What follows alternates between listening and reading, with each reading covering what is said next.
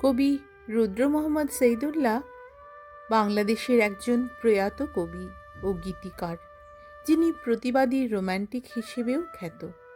৮০-র দশকে কবিকণ্ঠে কবিতা পাঠে যে কজন কবি বাংলাদেশি শ্রোতাদের কাছে জনপ্রিয় হয়ে ওঠেন, তিনি তাদের মধ্যে অন্যতম।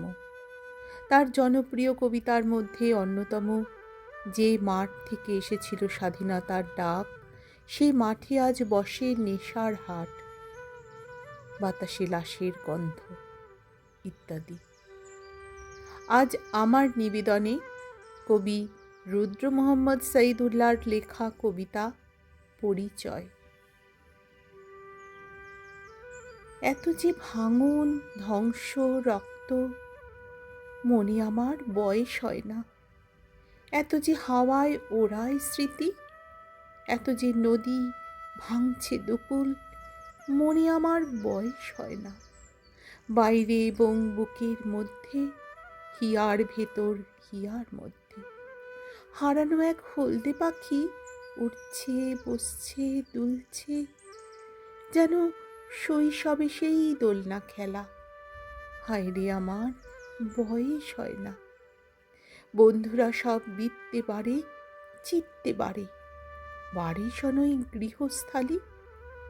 আমার তবু বয়স হয় না, বুদ্ধিও হয় না। একটি নতুন ভাষার খোঁজে, একটি ভালোবাসার খোঁজে যায় কেটে দিন। নখে এবং দাঁতে সবাই শান দিয়ে নেয়। আমি আমার নিরীহ নখ ছাঁটছি কেবল, সবুজ মাজন কিনছি আমার দাঁতের জন্য। হায়রে আমার বয়স হয় না, সংসারী মন পোক্ত হয় না। অন্ধকারে শরীর থেকে সাবধানে সব হাঁটছে যখন, আমি তখন ভিতর বাহির খোলা রেখেছি, আলোর সামনে খুলে রেখেছি।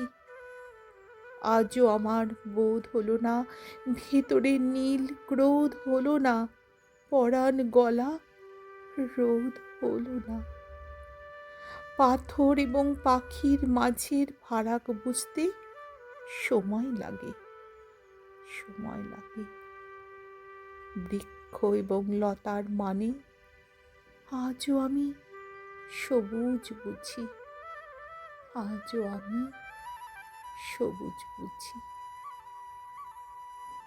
আমার আজকের এই কবিতা পাঠ যদি তোমাদের ভালো লাগে বন্ধুরা, তাহলে তোমাদের একটি অমূল্য ভালোবাসা রেখে যেও আমার কবিতার পাশে।